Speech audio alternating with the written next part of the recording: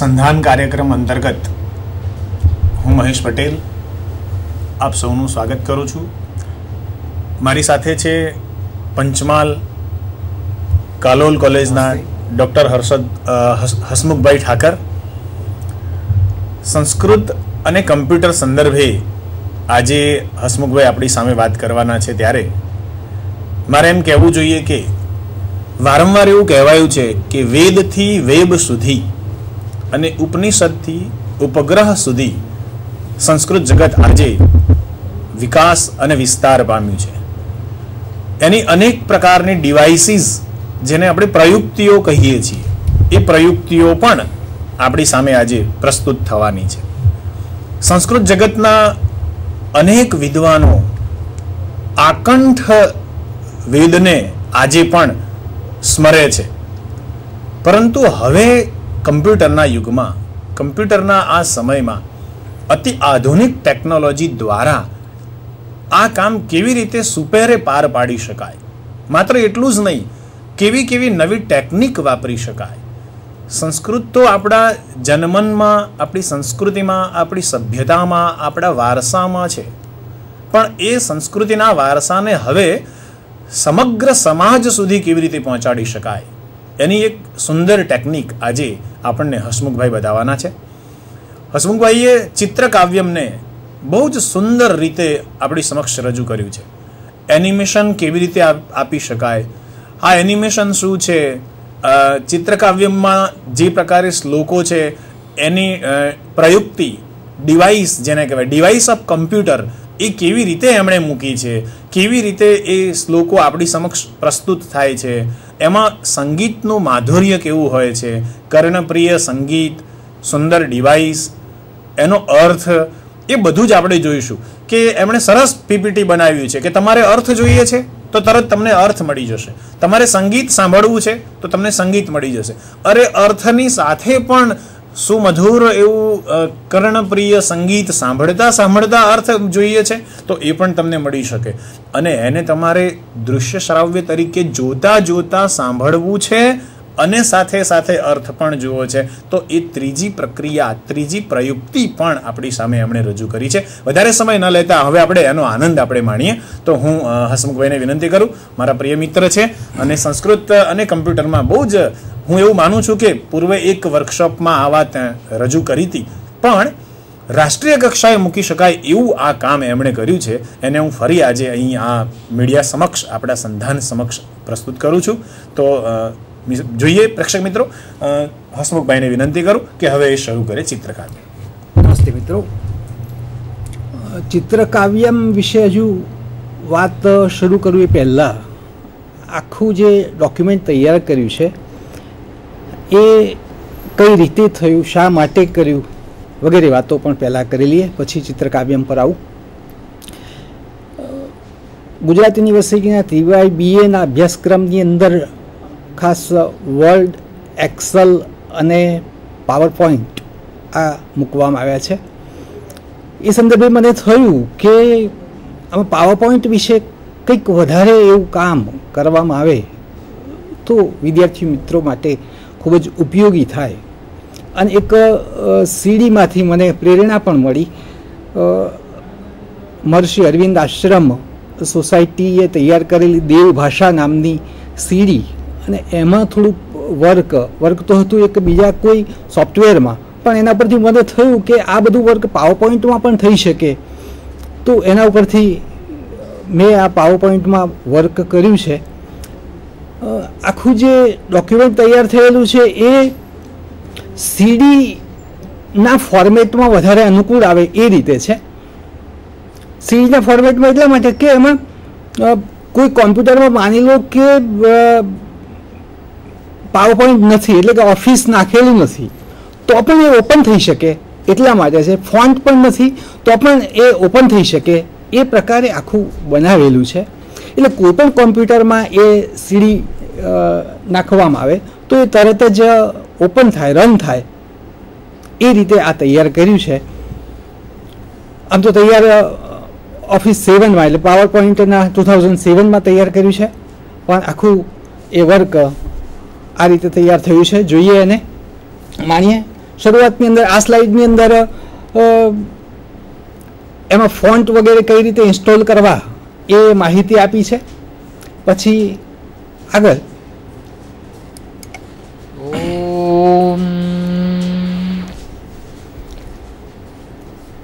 આમાં આ રન કર્યા પછી આમાં કઈ મુશ્કેલી આવે એવી છે એ બાબતે અહીંયા આ સ્લાઇડમાં સમજ આપવામાં આવી છે કે અહીંયા એક સ્લાઇડનું પ્રેઝન્ટેશન એક જ વખત થાય છે.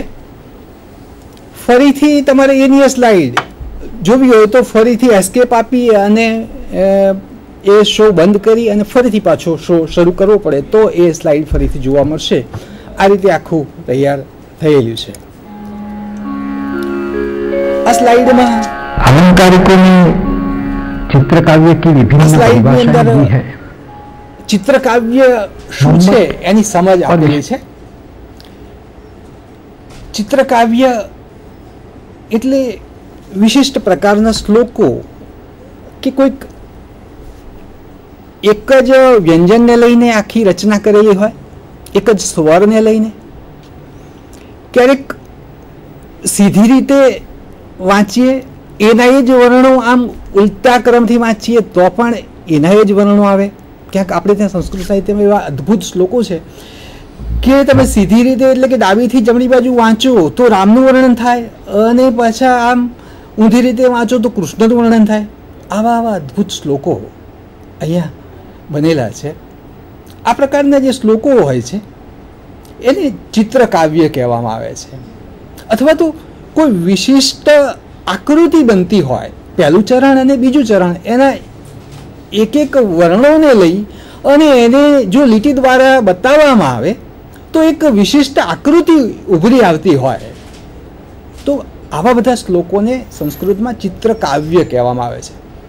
એને અહીંયા મેં પાવર પોઈન્ટના દ્વારા રજૂ કર્યું છે, ખાસ તો એરો દ્વારા. એરોથી અને એ એરોને એનિમેશન આપ્યા છે એટલે આખી જે રચના છે કવિની એ સ્પષ્ટ તરત જ સમજાઈ જાય કે અહીંયા કવિએ કઈ રીતે રચના કરેલી છે.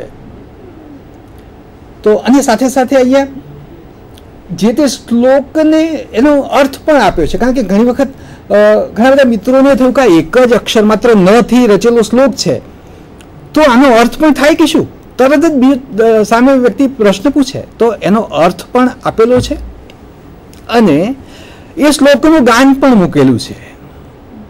તો કર્ણપ્રિય મધુર એવું ગાન, એનો અર્થ, એની રચના, આ બધું તૈયાર કરીને એક સરસ મજાનું એક કામ અહીંયા થયું છે. તો એને જોઈએ. આ ઇન્ડેક્સ તૈયાર કરી છે. આ ઇન્ડેક્સમાં અહીંયાથી દરેક રચના પાસે સીધા જઈ શકાય છે અને જે તે રચનામાંથી વળી પાછા અહીંયા ઇન્ડેક્સ પર પણ સીધા આવી શકાય છે. એ રીતે આખી લિંક આપેલી છે દરેક સ્લાઇડની અંદર. તો પહેલેથી શરૂ કરીએ. ગૌમૂત્રિકા ક્રમ. આ ગૌમૂત્રિકા રચના એના નામ પ્રમાણે ગાયના મૂત્રની રેખાઓ જે ભૂમિ પર અંકિત થાય એવું ચિત્ર ઉપસે છે એટલે આનું નામ ગૌમૂત્રિકા ક્રમ રાખેલું છે. પહેલું અને બીજું ચરણ, પહેલા ચરણનો પહેલો વર્ણ, પછી બીજા ચરણનો બીજો વર્ણ, પછી પાછું પહેલા ચરણનો ત્રીજો વર્ણ, પછી આનો ચોથો. આ રીતે આ પણ આખું એક પંક્તિ વાંચી શકાય છે. સીધી રીતે તો વંચાશે જ અને એની સાથે એટલે હસમુભાઈ આપણે એવું કહેવું છે કે એ ઉપર નીચે પણ જઈ શકે છે. પહેલામાં પ્રથમ, પછી બીજામાં બીજું, વળી પાછું પહેલામાં ત્રીજું, વળી પાછું બીજામાં ચોથું. એ રીતે પણ વાંચી શકાય અને સીધું પણ વાંચી શકાય. બહુ સરસ વાત છે. એટલે જ એનું નામ ચિત્રકાવ્ય છે. અને ગૌમૂત્રિકા અર્થ પણ આપણી સામે સાર્થક થાય છે. એ રચનાને આપણે જોઈએ. આ છે ગૌમૂत्रिका क्रम वाली रचना. आમાં મારો अवाज ની જરૂર છે. इस श्लोक में पहले और तीसरे चरणों के बीच और दूसरे और चौथे चरणों के बीच गौमूत्रिका क्रम रचा गया है. पहले और तीसरे चरण के समाक्षर यानी दूसरा, चौथा, और छठवां इत्यादि अक्षर समान है। इसलिए एक अक्षर प्रथम चरण का, फिर एक अक्षर तीसरे चरण का, फिर पहले चरण का एक अक्षर छोड़कर, फिर तीसरे का एक अक्षर छोड़कर, ऐसे क्रम से भी हम पहले चरण को प्राप्त कर सकते हैं। इस श्लोक के पहले चरण को आप पढ़िए। नासुरोयम नव नागो, यह पहला चरण है।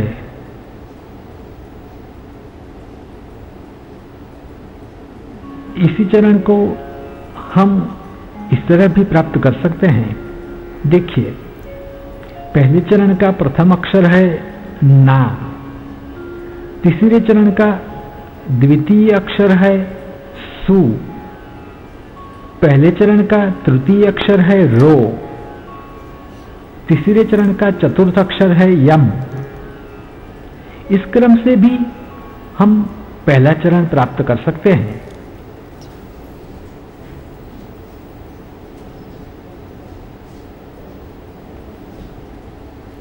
सुखोयम नवा भोगो, इस चरण को भी पहले चरण का एक अक्षर छोड़कर एक अक्षर लेने पर और तीसरे चरण का एक अक्षर छोड़कर एक अक्षर लेने पर हम प्राप्त कर सकते हैं। देखिए,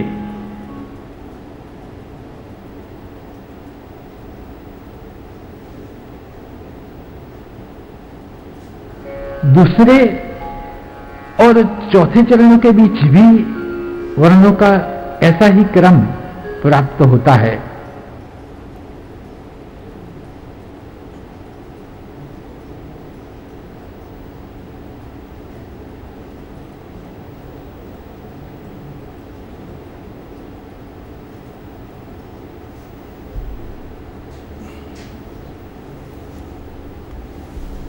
હવે અહીંયા જે બટનો આપેલા છે એને પણ થોડીક સમજ મેળવી લઈએ। આ વિષય સૂચિ એ જે બટન છે એ સીધું ઇન્ડેક્સ પર લઈ જાય છે।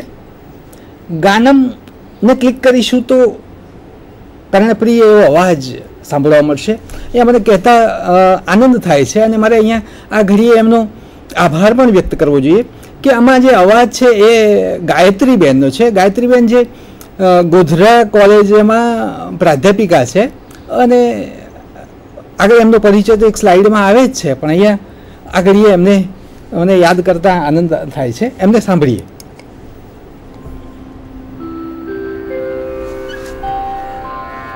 નાસુરોયમ નવાનાગો ધર સંસ્થોન રાક્ષસઃ नासुकोऽयं नवा भोगो धरणीस्थो हि राजसः। અહીંયા જે ગાન સ્થગનમ જે બટન આપેલું છે તે અવાજને બંધ કરવા માટે છે અને અર્થ બટન છે એને ક્લિક કરતા આ શ્લોકનો અર્થ અહીંયા પ્રગટ થાય છે। શ્લોકના અર્થને પણ અહીંયા મેં પ્રત્યેક વર્ણને લઈ અને બહુ ઝડપથી સમજી શકાય એ રીતે મેં અર્થ અહીંયા આપેલો છે કે બહુ જ સામાન્ય જેને સંસ્કૃત સાથે ટચ ના હોય અથવા ઓછો હોય એવી વ્યક્તિ પણ આને સરળતાથી સમજી શકે એ રીતે મેં અહીંયા અર્થ કરેલા છે। અહીંયા પછી અગ્રતા બટનને ક્લિક કરીશું તો આગળની ત્યાં જે તે સ્લાઇડ પર વળી પાછા જવાય છે અને અહીંયા જે અગ્રતા છે એને ક્લિક કરીશું એટલે આગળની સ્લાઇડ પર જઈ શકાશે। આ સ્લાઇડની અંદર બીજો એક ગોમૂત્રિકા ક્રમથી રચેલો શ્લોક મૂકેલો છે। આમાં પહેલું અને ત્રીજા ચરણની વચ્ચે આ પ્રકારનો ક્રમ રચાય છે એટલે આ શ્લોક મૂકેલો છે। અહીંયા પણ ગાનમ અને ગાન સ્થગનમ અર્થ ઇત્યાદિ બટન મૂકેલા છે। આમાંથી ગાનમને ક્લિક કરી અને ગાયત્રીબેનનો અવાજ સાંભળીએ। કાંક્ષં પુલોમતનય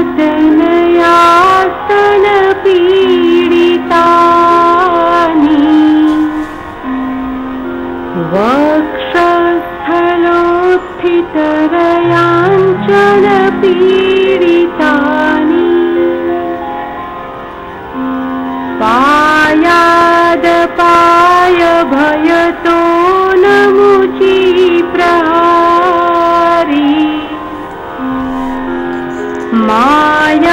मायामपास्य भवतोऽम्बुमुचां प्रसारी। ओम। सर्वतोभद्र रचना से रचित श्लोक। सर्वतोभद्र रचना, सर्वतोभद्र रचना एक अद्भुत रचना છે। સર્વતોભદ્રથી રચાયેલા ઘણા બધા એવા શ્લોકો સંસ્કૃત સાહિત્યમાં મળે છે। સર્વતો ભ્રમણાત સર્વતો ભદ્રમ આવું કહેવાયું છે। અહીંયા સીધી રીતે વાંચીએ એટલે કે ડાબી બાજુથી જમણી બાજુ, તો કે જમણી બાજુથી ડાબી બાજુ વાંચીએ તો પણ એની એ પંક્તિ વંચાશે। એટલું જ નહીં, અહીંયા ઉપરથી નીચે વાંચીએ કે નીચેથી ઉપર વાંચીએ તો પણ એ પંક્તિ વંચાય છે। અને આવી રીતે માત્ર એક જ પંક્તિ નહીં પણ શ્લોકની ચારે ચાર પંક્તિઓને આ રીતે વાંચી શકાય છે। અને આમ સર્વતઃ ભ્રમણાત ચારે બાજુથી ઉપર નીચે જમણી ડાબી આમ બધી બાજુથી આનું વાંચન થઈ શકે છે, એટલે આને સર્વતોભદ્ર કહેવામાં આવે છે। એમાંથી આ રચાયેલા શ્લોકને આપણે જોઈએ, એની રચનાને જોઈએ, એનિમેશનને જોઈએ। भारवी है જુઓ કે अर्जुन, इन्होंने यह श्लोक लिखा है। यह श्लोक सर्वतोभद्र क्रम से लिखा गया है। इस श्लोक का पहला चरण है देवाकानिकावादे। इसी चरण को आप उल्टे क्रम से यानी दाएं से बाएं पढ़िए, है ना। देवाकानिकावादे।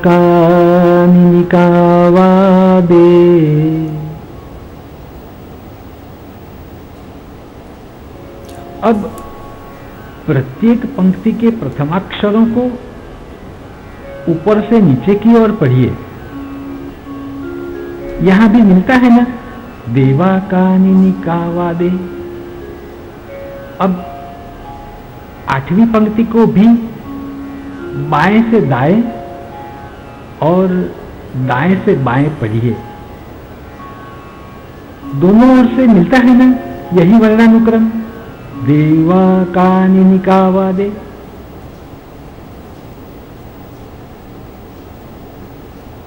अब प्रत्येक चरण के आठवें अक्षरों को ऊपर से नीचे की ओर और नीचे से ऊपर की ओर पढ़िए। यहां भी मिलता है ना, देवाकानिकावादे, है ना। अद्भुत रचना।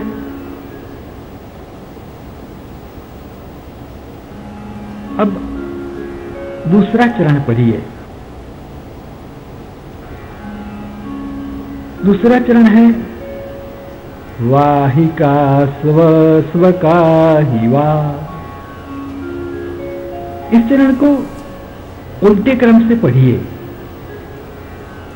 उल्टे क्रम से भी मिलता है ना, वाहिका स्व स्वका हिवा।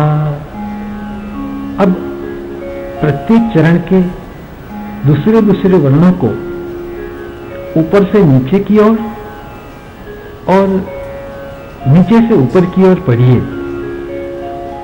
दोनों ओर से मिलता है ना, वाहिका स्व स्वका हिवा।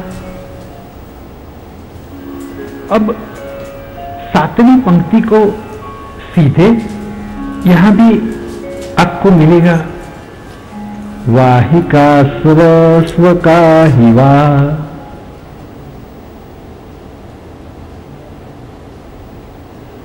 अब प्रत्येक चरण के सातवें अक्षरों को ऊपर से नीचे और नीचे से ऊपर की ओर पढ़िए। मिलता है ना यही वर्णानुक्रम।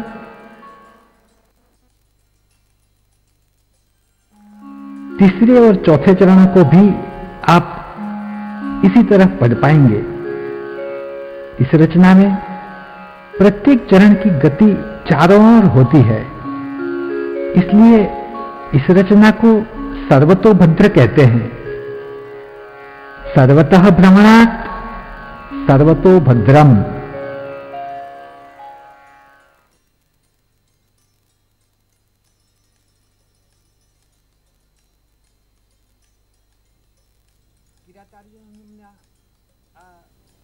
શ્લોકની રચનાને જોયા પછી આગળ બીજી એક રચના જોઈએ.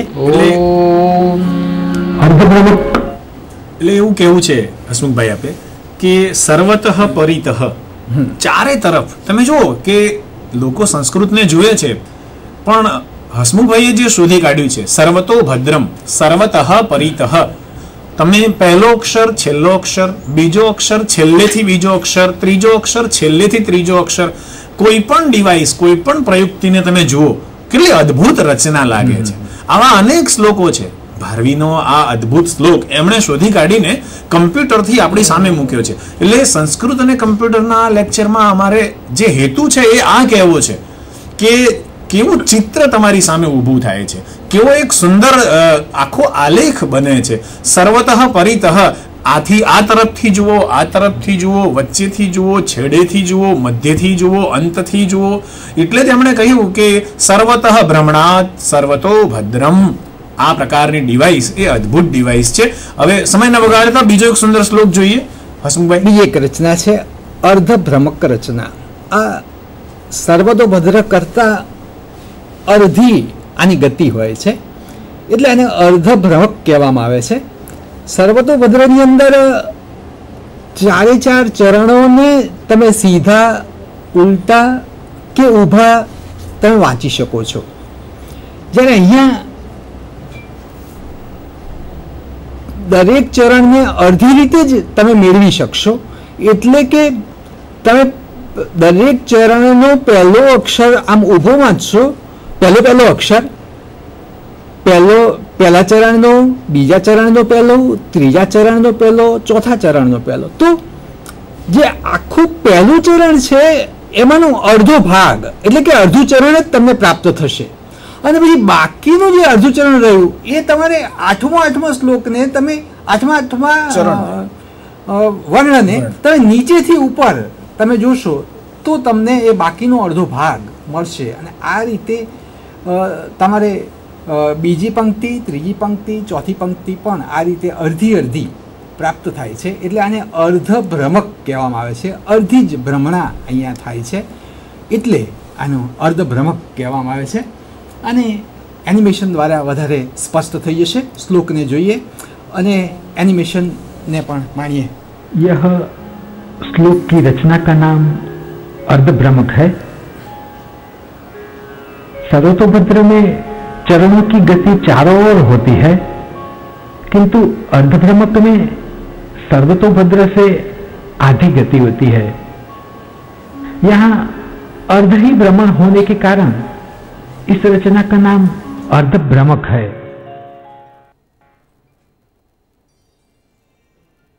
सत्वरतिदे नित्यम,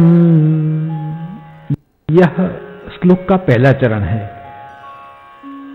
प्रत्येक चरण के प्रथम अक्षरों को ऊपर से नीचे की ओर पढ़ने से चरण के शुरुआत के 4 अक्षर मिलते हैं और प्रत्येक चरण के 8वें अक्षरों को नीचे से ऊपर की ओर पढ़ने से चरण के शेष 4 अक्षर प्राप्त होते हैं.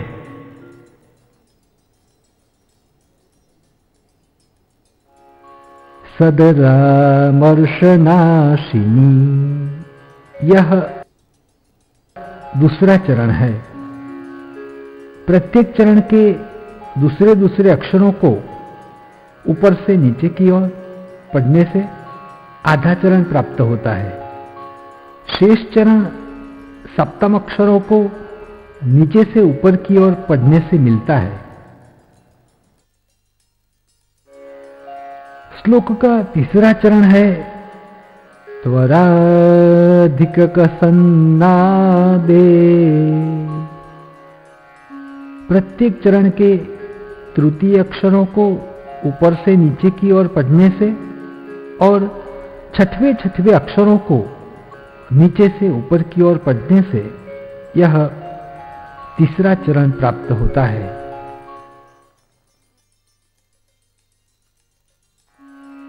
इस तरह प्रत्येक चरण के चतुर्थ और पंचम अक्षरों से चौथा चरण बनता है।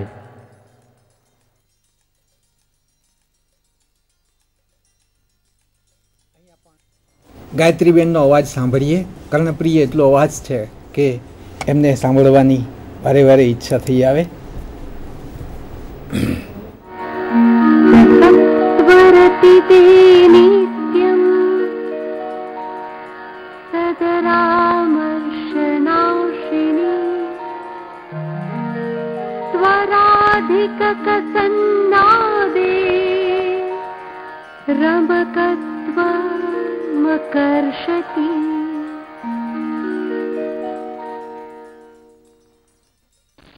ઓમ જોઈએ. मूरज का अर्थ ढोल होता है। મૂરજ રચનાનું નામ છે. મૂરજનો અર્થ ઢોલ એવો થાય. ઢોલની ઉપર જે દોરી બાંધેલી હોય છે એના જે ક્રોસ પડે છે એવો ક્રોસ અહીંયા રચાય છે, માટે આનું નામ મૂરજ એવું રાખવામાં આવ્યું છે.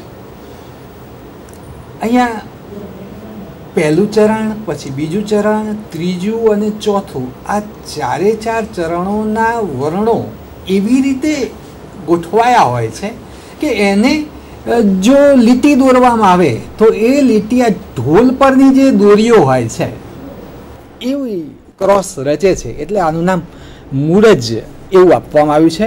આ રચનાને પણ એનિમેશન દ્વારા આપણે જોઈએ અને સમજીએ, માણીએ.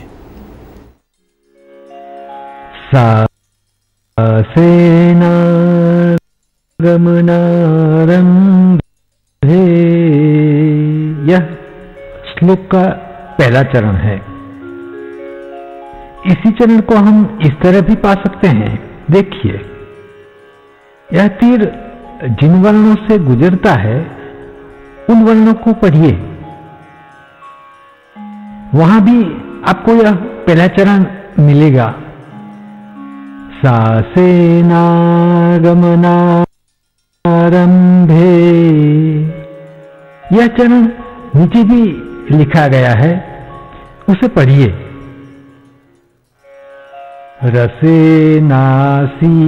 रसेनासीदनारता, यह दूसरा चरण है। इसी चरण को हम इस चतुष्कोण में भी पा सकते हैं। तीर जहां से गुजरता है इन वर्णों को पढ़िए, वहां भी प्राप्त होता है नहीं। रसेनासीदनारता,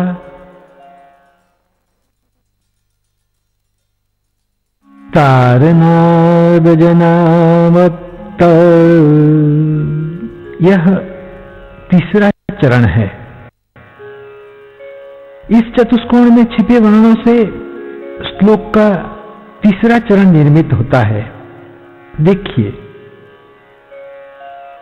तीर जिस चरण के वर्णों पर चलता है उस चरण को नीचे भी दिखाया जा रहा है। तीर नागमनामया,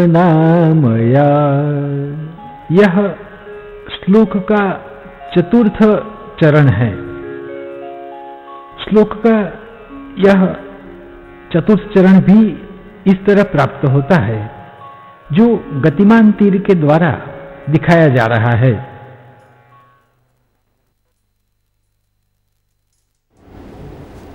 અર્થને જોઈએ. અર્થને ક્લિક કરીએ એટલે તરત જ અર્થવાળી સ્લાઇડ પર આપણે પહોંચી જઈએ છીએ. લિંક એવી રીતે ગોઠવવામાં આવી છે અને અહીંયા પણ ગાનમ મૂકેલું છે. એને બટન ક્લિક કરીએ એટલે અવાજ પણ આવે છે. એ રીતે અહીંયાથી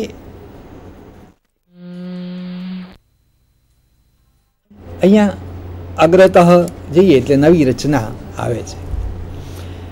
આ નવી રચના છે તુરંગ પદ. ઘોડાની ચાલ જેવી ગતિ. ઘોડો એટલે ચેસની રમતનો ઘોડો. ચેસની રમતમાં ઘોડો અઢી પગલા ચાલતો હોય છે. અઢી પગ ચાલીને અહીંયા એક નવો શ્લોક રચેલો હોય છે. પહેલા એક શ્લોક હોય એને ચેસના ખાનામાં એક એક વર્ણ મૂકીને લખવામાં આવે. ચેસના 8 ખાનાઓ હોય છે. અનુષ્ટુપના પણ 8 વર્ણો હોય છે. એટલે એક એક વર્ણ એક એક ખાનામાં ગોઠવવામાં આવે. પછી પહેલા જ જે વર્ણથી ત્યાંથી ઘોડો શરૂ થાય અને એ બીજા શ્લોકનો પહેલો વર્ણ બને. પછી એ અઢી પગ ચાલીને જે વર્ણ આવે એ વર્ણથી વળી પાછો બીજા શ્લોકનો બીજો અક્ષર થાય. ત્યાંથી એ અઢી પગ ચાલે અને એ જે વર્ણ પર પહોંચે એ આ બીજા શ્લોકનો તૃતીય વર્ણ બને. આવી રીતે આખો એક નવો શ્લોક રચાય છે.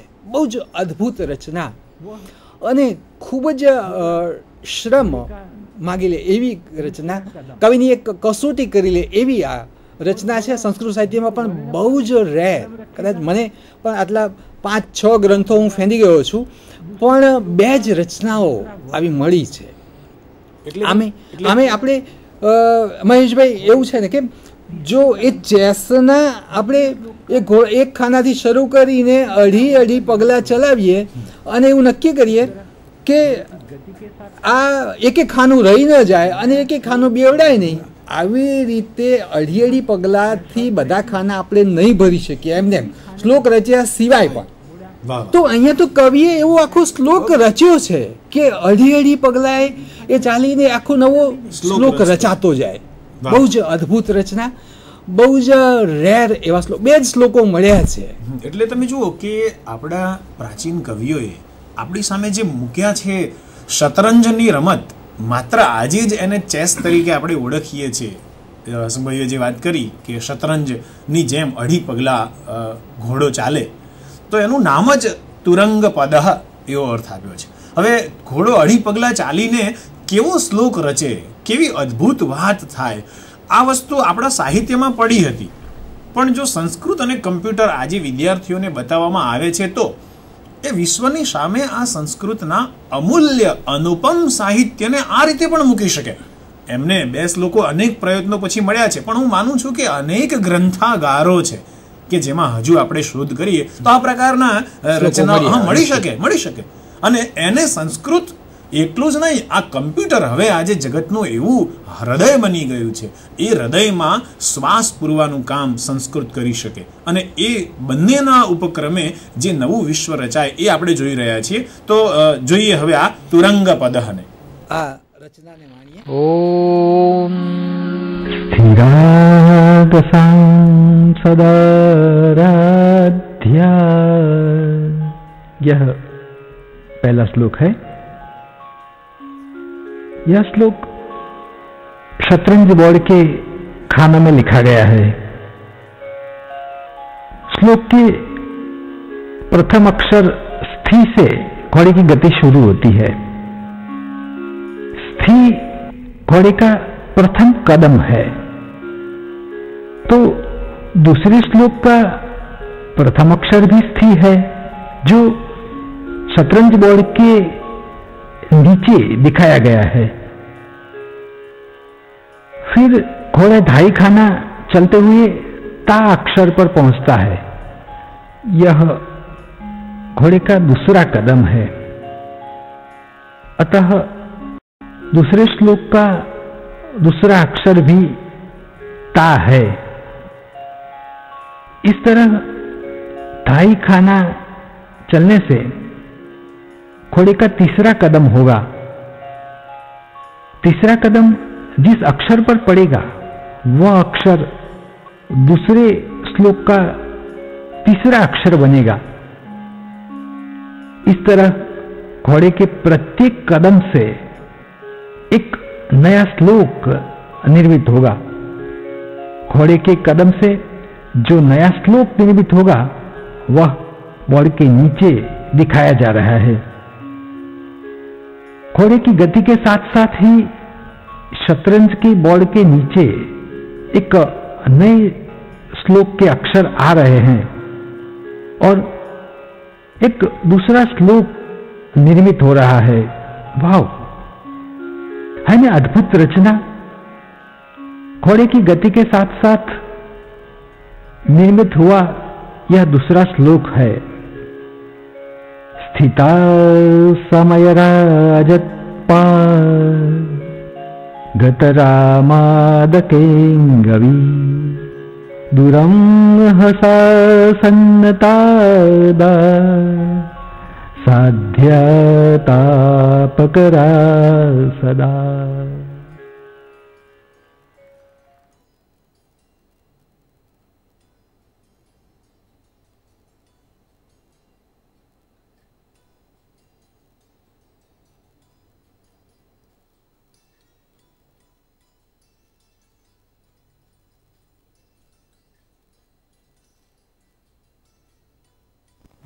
એક નવી રચના તરફ આગળ વધીએ। ગતિચિત્ર શ્લોકો હવે મૂકેલા છે। અહીંયા ગતિ ખાસ એટલે કે ડાબીથી જમણી ગતિ કે જમણીથી ડાબી, આ એક અદ્ભુત શ્લોક છે। આમાં સીધી રીતે વાંચીએ તો રામનું વર્ણન થાય છે અને ઉલટી રીતે વાંચીએ તો કૃષ્ણનું વર્ણન થાય છે। આવા ગતિચિત્રવાળા શ્લોકો તો સંસ્કૃત સાહિત્યમાં અનેક છે, ખૂબ જ છે। આવી રચનાઓ સંસ્કૃત કવિઓએ ઘણી કરી છે। એમાંથી એક રચના મેં અહીંયા મૂકી છે। આગળ પણ થોડા શ્લોકો લીધેલા છે। અહીંયા ગાયત્રીબેનનો અવાજ સાંભળીએ પછી આગળ વધીએ। शम्भुसुतामुक्तिमुदारहासं वन्दे यतो भव्यभवं दयाश्रीः श्रीयादवं भव्यभतो यदेवं संहारदामुक्तिमुता सुभूतम्।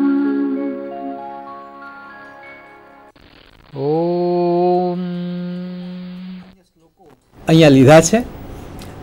બધી રચનાઓને અહીંયા એક પછી એક જોઈએ જ એવું નહીં થાય, સમય કારણ કે બહુ ઓછો છે અને રચનાઓ બધી અનેક છે, તો ઝડપથી હવે આગળ વધીશું। આ એક અદ્ભુત એવો શ્લોક છે। માત્ર ન વર્ણ લઈ અને આખા શ્લોકની રચના કરી છે। આવા પણ બહુ જ ઓછા શ્લોકો સંસ્કૃત સાહિત્યમાં મળે છે, એક જ વર્ણને લઈ અને હું માનું છું કે હસમુખભાઈ મહાકવિ ભારવીએ પણ આવો એક સરસ શ્લોક રજૂ કર્યો છે કિરાતાર્જુનિયમમાં। નનો નનુન્નો નુન્નો નો નાના નાના નના નના, આ એની પ્રથમ પંક્તિ છે। તો તમને એવું લાગે કે શું ન ન ન ન હશે, પણ અદ્ભુત રચના એમાં હોય છે। જોઈએ આપણે કાવ્યાદર્શનો એક સુંદર શ્લોક। મહેશભાઈ એવું છે ને કે જેને પણ મેં આ શ્લોક કહ્યો એ તરત જ એમ કે ખાલી ન ગોઠવ્યું છે કે આનો અર્થ થાય। હા, એટલે આજ તો ડિવાઇસ છે ને, જેને આપણે ડિવાઇસ કહીએ છીએ આજે, એટલે મેં અહીંયા અર્થને પણ મૂક્યો છે તરત જ કે એ જે અપેક્ષા છે વ્યક્તિની કે માત્ર આ ન ને સાંભળીને અપેક્ષા તરત જ થાય કે આનો શું અર્થ થાય, એટલે અર્થ પણ મેં અહીંયા સ્લાઇડમાં ગોઠવી દીધો છે તરત જ। અને અહીંયા સાથે અવાજ પણ ખરો કે કોઈ પણ વ્યક્તિને આપણે શ્લોક આવો અદ્ભુત કહીએ તો એની સાથે જ એને અપેક્ષા રહે કે ભાઈ આને ગવાય કેવી રીતે, સંભળાય કેવી, અને બીજું એ કે આનો અર્થ શું થાય। એટલે એ બે અપેક્ષાઓ અહીંયા પૂરી કરી છે ને વત્તા જ્યાં એનિમેશનો હોય ત્યાં તો એનિમેશન દ્વારા એ રચનાને બરાબર બતાવવાનો મેં અહીંયા પ્રયત્ન કર્યો છે, સમજાવવાનો। હવે આગળ અહીંયા બે વર્ણો લઈ અને આ રચના થયેલી છે। પહેલા શ્લોકની અંદર ચ અને ર લઈને છે અને બીજા શ્લોકની અંદર ભ અને ર છે। તો આ એક શ્લોકને જોઈને લાગે કે આને ગાવું એક થોડુંક મુશ્કેલ પડે એવું છે, એટલે એને મેં ગાનમ પણ મૂક્યું છે. તો ગાયત્રીબેનનો અવાજ આપણે સાંભળીએ.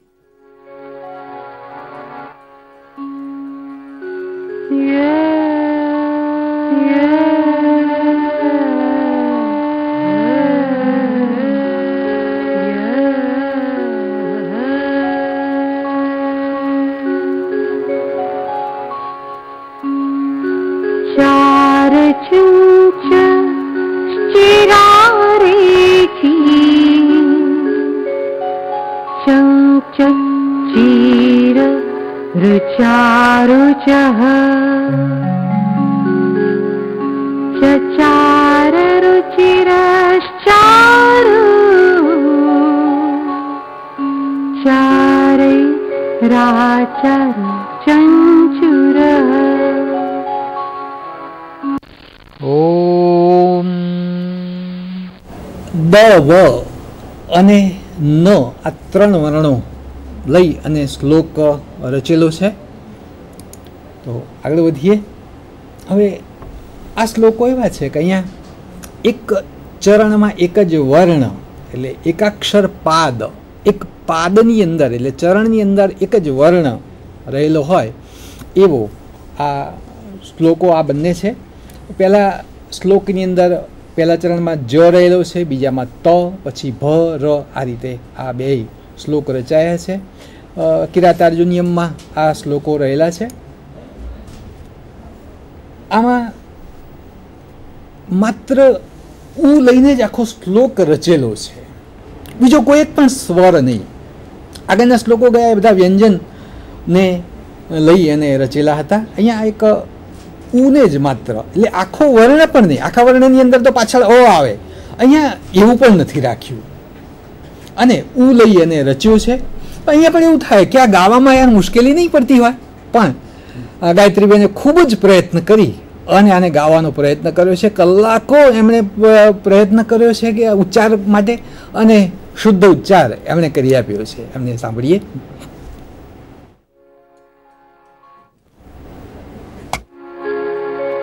उरुगुं द्युगुरुं युत्सु चुक्रुषुस्तुष्टुभुः पुरु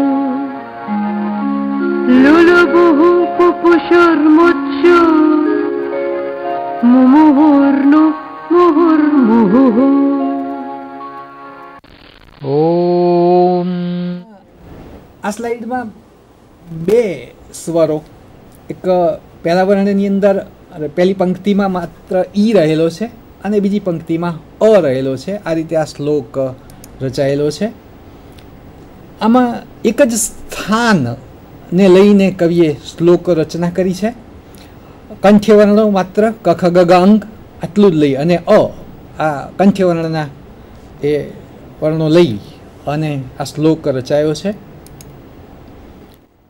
આ એક બહુ જ અદ્ભુત શ્લોક કે વિશ્વની એક પણ ભાષા પાસે આવો શ્લોક નહીં હોય.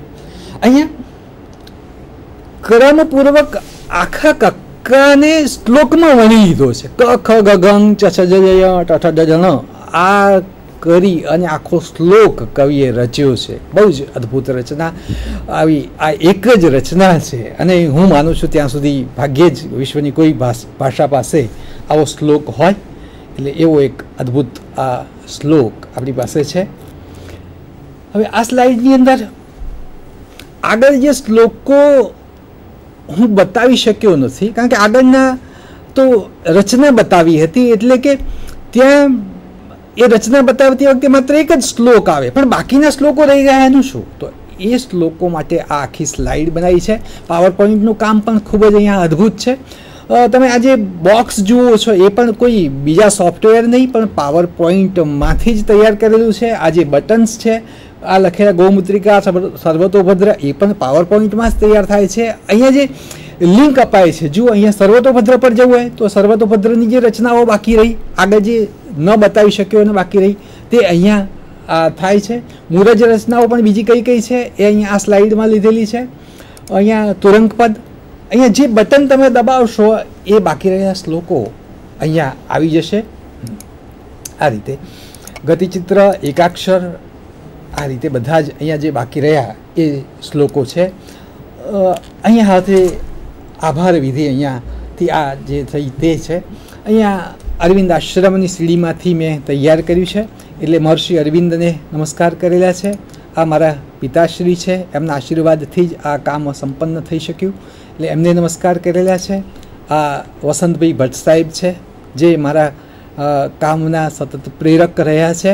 એ પણ પાવર પોઈન્ટમાં એક્સેલમાં એટલું વર્ક કરે છે કે એમને જોઈને મને થયું કે ના કંઈક મને પણ કરવા દે, એટલે એમને પણ અહીંયા વંદન કરેલા છે.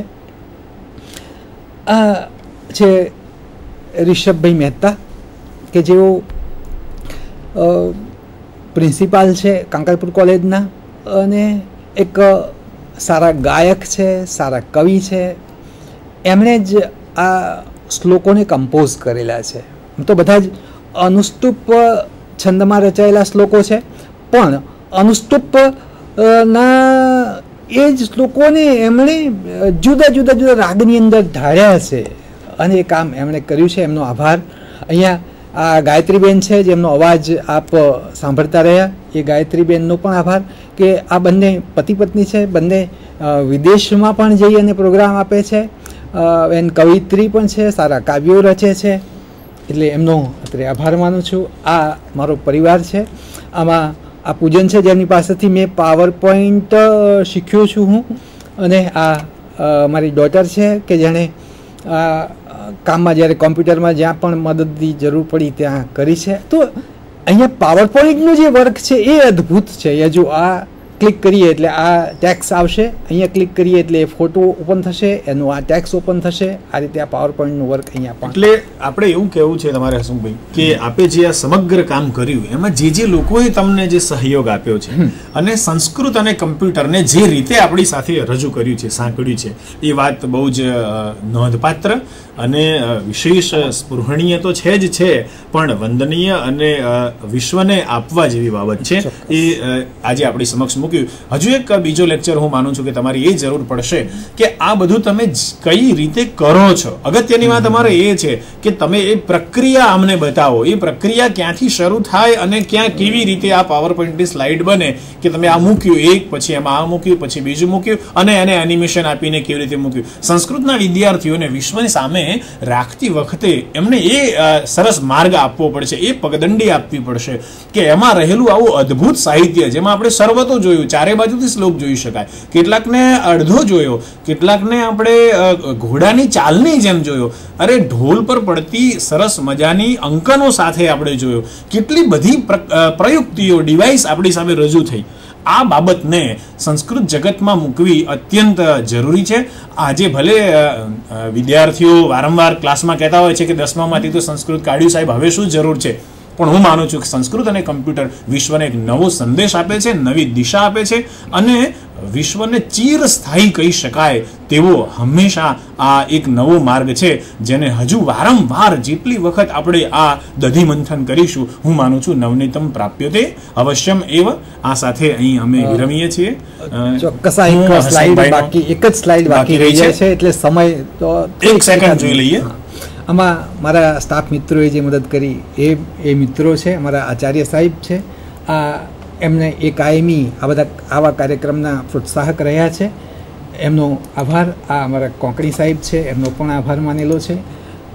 ભરવાડ સાહેબ છે, અને આ સુષ્માબેન છે, જેમણે મને અહીંયા એક ઇંગ્લિશમાં જે શ્લોક પ્રાપ્ત હતો અનુવાદ એને ટ્રાન્સલેટ એટલે ઇટ મીન્સ કે આ એક એવું મિશન છે મિત્રો. તમે જુઓ, સંસ્કૃત અને કમ્પ્યુટરને જોડતું આ એક અદ્ભુત મિશન છે કે જેણે આપણે આત્મસાત કર્યું. હસમુખભાઈનો ખૂબ ખૂબ આભાર, ધન્યવાદ. દર્શક મિત્રો, આપણે જોઈ શકીએ છીએ કે તમે જ્યાંથી જોતા હશો ત્યાંથી સંસ્કૃત જગત આ રીતે તમારી સામે મૂકી શકાય છે, અને કમ્પ્યુટર એમાં આજે આપણો શ્વાસ બને તો આ હૃદય વધારે પુલકિત થાય. એ સાથે વિરમીએ છીએ. નમસ્કાર, ધન્યવાદ. નમસ્કાર.